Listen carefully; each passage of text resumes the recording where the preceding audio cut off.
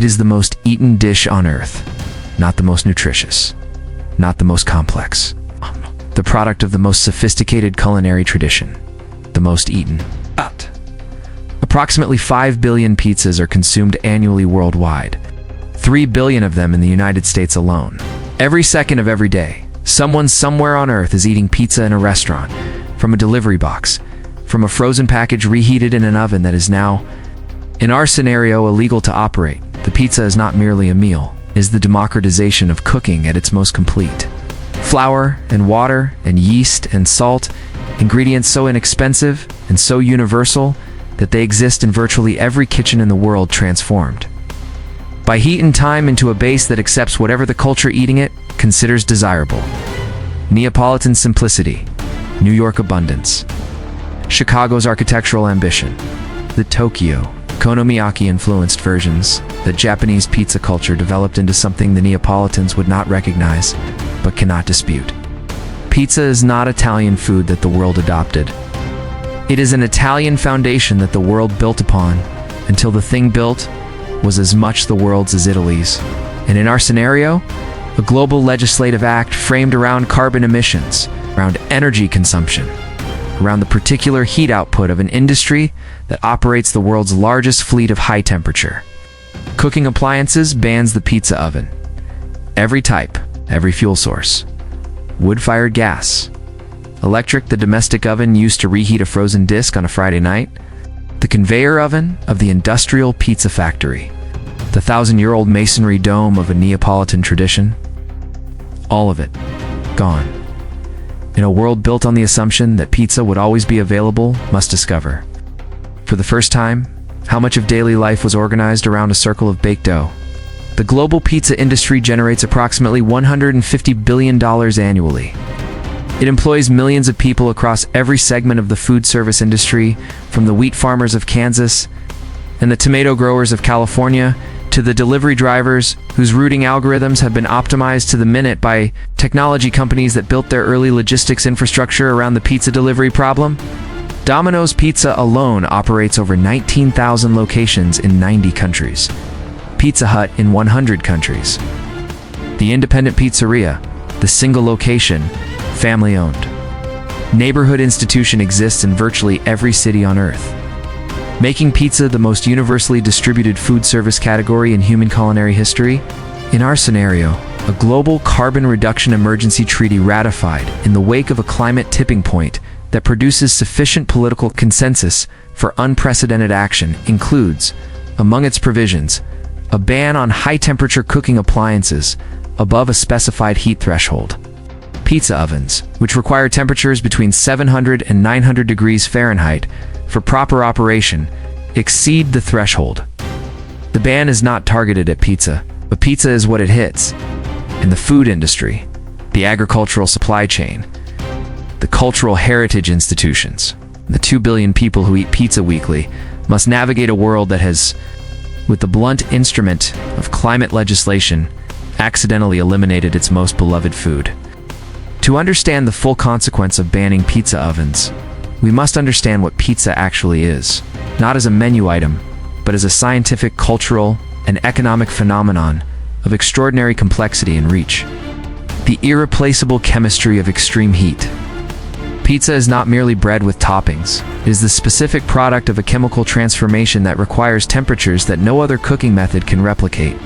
The Neapolitan pizza standard, recognized by UNESCO as an intangible cultural heritage of humanity, specifies oven temperatures of 890 degrees Fahrenheit. At this temperature, the pizza cooks in 60 to 90 seconds. In those 90 seconds, multiple simultaneous chemical reactions produce the specific sensory experience that defines authentic pizza. The Maillard reaction, the browning of proteins and sugars, occurs with explosive speed at this temperature, producing the specific flavor compounds that lower temperature cooking cannot generate in equivalent complexity. The rapid caramelization of the crust's exterior, while the interior remains soft.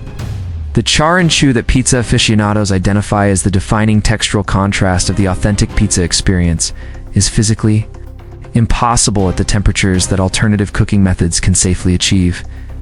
The oven spring, the sudden expansion of the dough as its water content flash converts to steam, produces the specific airy, a blistered, irregular surface that defines the Neapolitan tradition.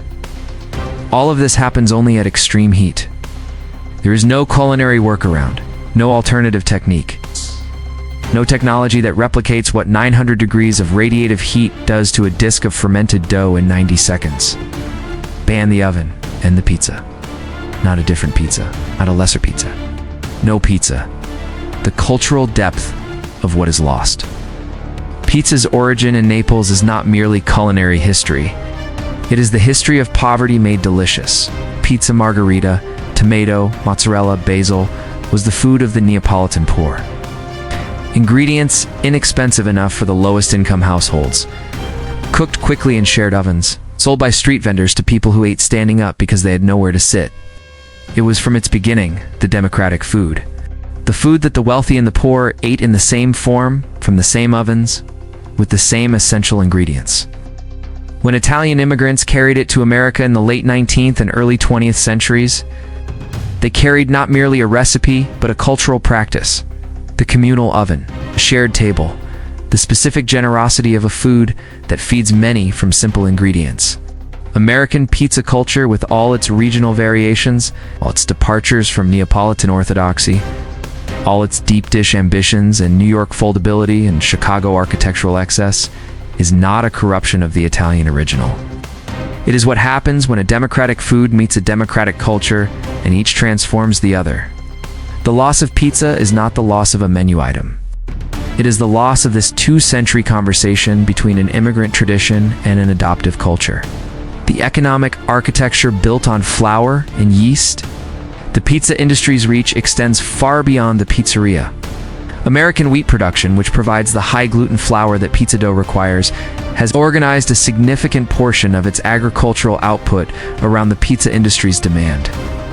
The California tomato industry, which produces approximately 90% of the processed tomatoes consumed in the United States, is structurally dependent on pizza sauce demand. The American dairy industry's mozzarella production, which has grown dramatically in the past 4 decades in direct proportion to pizza consumption, would face a catastrophic demand collapse if pizza ceased to exist. The cardboard box manufacturing industry, the delivery vehicle fleet, the insulated bag manufacturers, pizza peel producers, the pizza stone retailers, the entire ecosystem of ancillary industries that exists because pizza exists, all of it connected to the oven that the ban has made illegal. The cultural significance of a specific cooking method and the consequences of its disruption is documented across multiple food traditions.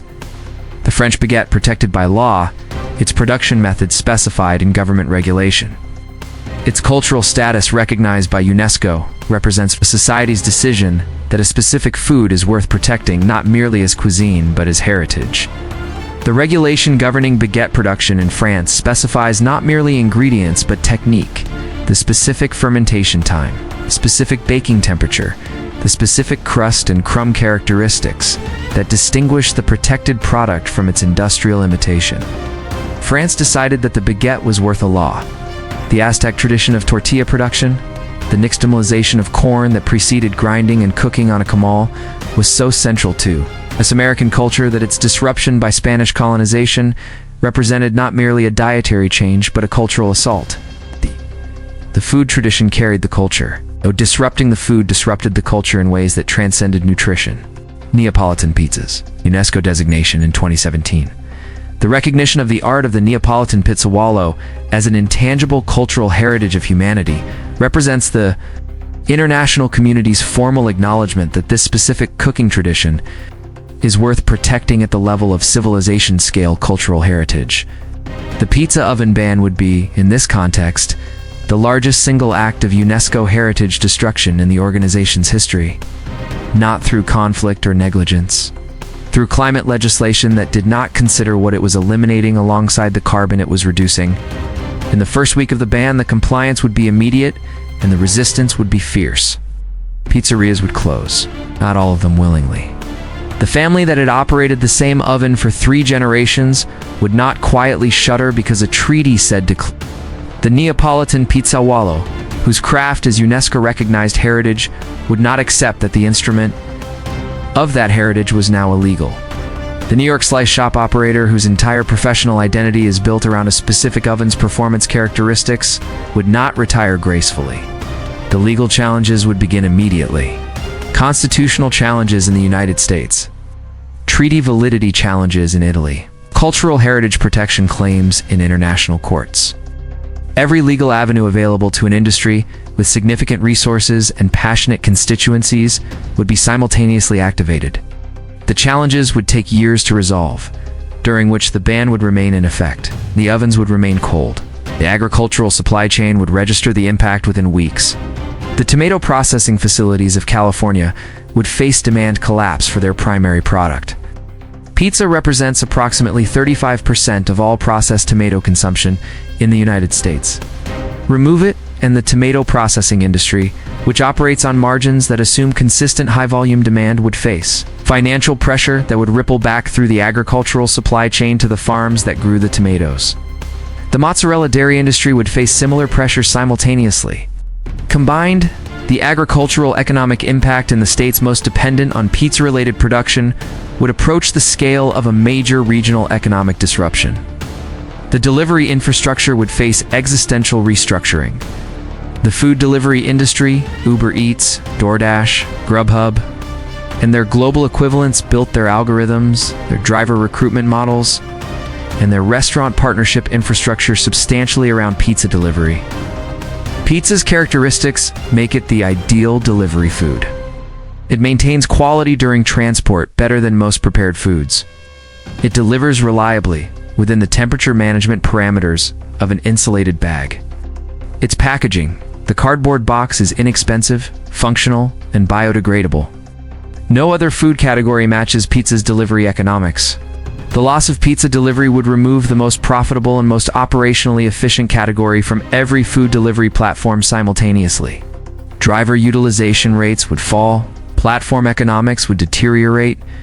The infrastructure of the food delivery industry, built substantially on the assumption of pizza as its anchor product, would require fundamental restructuring.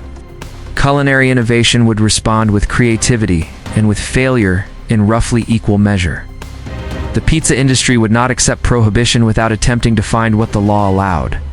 High-pressure cooking technology, steam injection, ovens that could achieve some of pizza's chemical reactions at lower temperatures would be rapidly developed and deployed.